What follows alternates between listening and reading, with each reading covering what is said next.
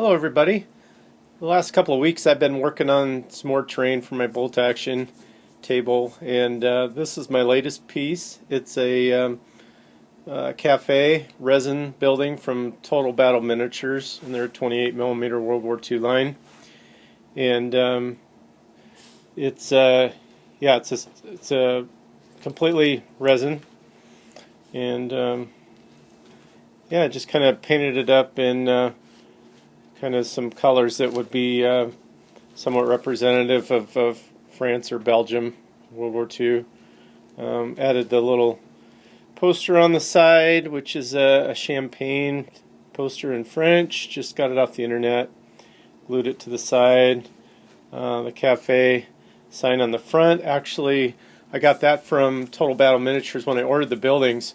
In their catalog, they show it with that on there, and I asked them about it, and they said it was a decal, and they actually printed one out for me. And so I then took some work to get it onto the rough texture of the building, but it came out pretty nice. I thought I was kind of happy with that. You know, with the big blank space up there, I was going to want it to be something, so I just kind of painted it similar to what they had on the on their website, except they had green windows and doors, and I went with kind of a blue-gray color.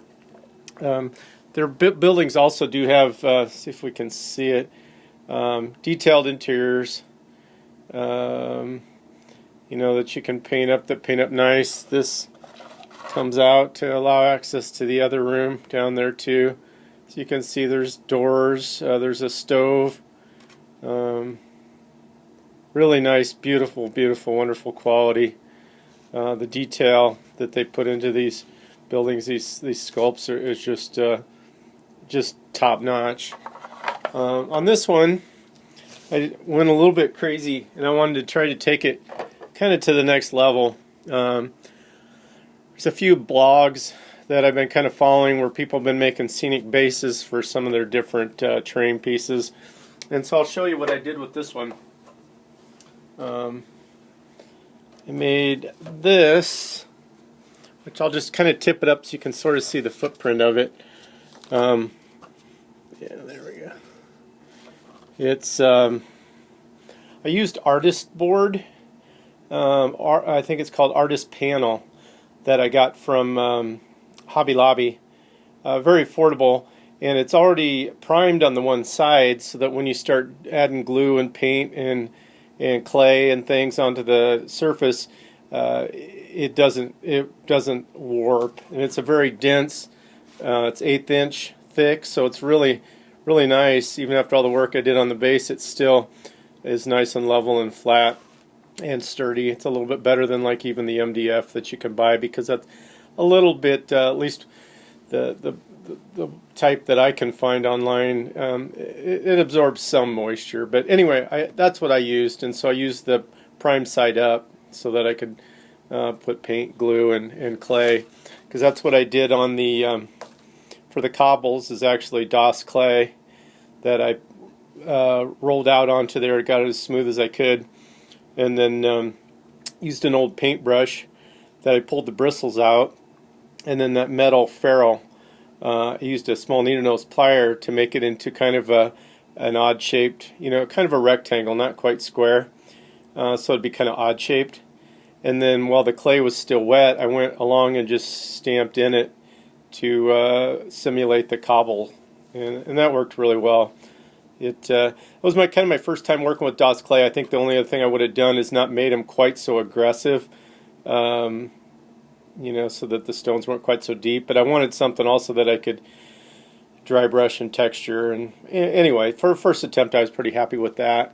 And then the walls out here, the rendered walls, are actually foam core that in these areas here, I was able to peel off the card on the outside, and then I, with a pen, actually, ballpoint pen, I carved the stone into where so it's a stone wall that's been rendered, and anywhere where there's some damage on it or just from age, that's how I simulated that. This bicycle here, I'm pretty proud of how that turned out. That I actually made, it's scratch built out of wire, two gauges of wire. Out here in the Midwest, baling wire is a thing that's really a soft, easy to manipulate wire. I used that for the large frame, and even for the wheels, I bent it into a circle shape. So that's wire also. And then the spokes and some of the smaller frame pieces, and the handlebars are actually florist wire. And then the pedals are cardboard, and kind of the circular where the chain is there, that was actually a very small, like 1/4-inch lock washer that I was able to put in there. So I was happy with how that turned out. It's just another little detail to add. And then a garden on the one side. And then the this building here, the lean-to part, I added on with, again, foam core, removable roof. To get it to kind of match up the building, I used wire for the gutter and the downspout to match the building, which I'll place on here in a minute so you can see the overall effect.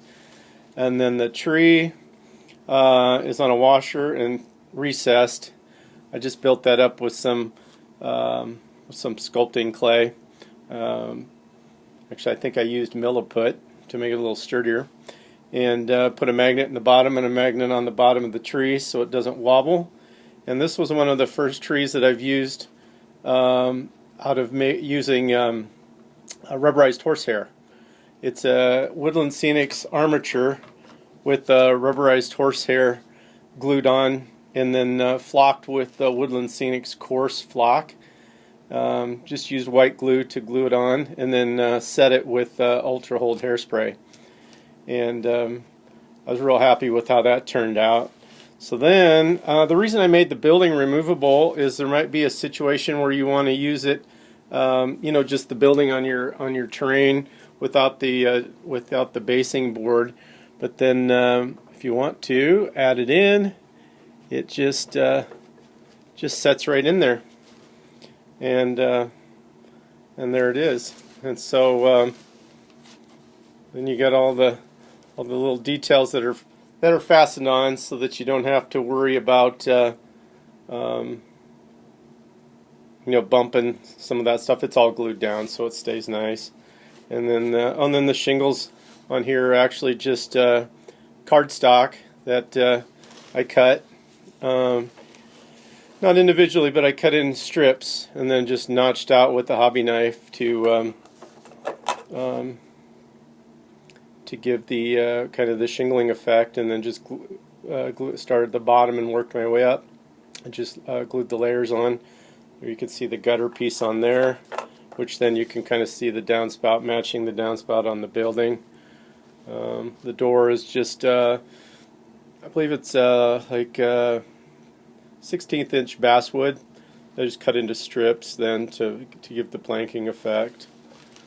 And then the other thing I did too was, since this tree is removable, I'm starting to make a lot of my trees using the rubberized horsehair. And so then, you could stick a different one in there if you wanted a different look. A little bit smaller tree, different color, and so lots of flexibility there. And again, this is a rubberized horsehair also. I think that's the way I'm going to go with all my trees from now on. But anyway, this is kind of the finished piece. I did make one little piece that's not attached down. Little sign here, little display board. It's in French. It's got the menu, kind of the menu for the day. And then, let's see, I've got a miniature here, yeah, just to kind of show scale. And yeah, it's a lot of fun. The capstones up here is actually, I believe it's like 1/8 inch thick basswood that I did cut into strips, and then just notched it with a hobby knife to look like it's individual stones, and then just glued on the strips just to make it easier to manage. Same for up here, just cut some squares for the top of the poles. And these are actually just like the big pink insulation foam that I just cut into rectangles and glued on. That was easy to manipulate, which is one of the reasons I went that way too. So one other thing about the Total Battle Miniatures buildings is a lot of them have the same footprint, and which is kind of cool because then while I was making this, I had this in mind. I've got this other one I painted way back when, and it has the same exact footprint. Oops, let's get that. There. So then it sets in there, and it could be like some sort of a warehouse. You get rid of the menu because we're not serving any food today, and that whole piece kind of works the same way. But, so then I can use a scenic base in multiple different applications. So that was what I did. I was pretty happy. Got to try some techniques that I've never used before, and so it was kind of fun to kind of push my skills a little bit and see what I could do to improve. Kind of do some more detailing. I know I'm kind of getting borderline to what a lot of people refer to as doll housing, you know, where it's more of a more of a diorama than actually a game piece. But I made everything sturdy, and I made everything so there's room to get troops in and around. The tree's removable, like I'd said, for for actually when I used it in the game last weekend. The guy had troops up around there, and I was able to pull that tree up to make it so it was very gameable.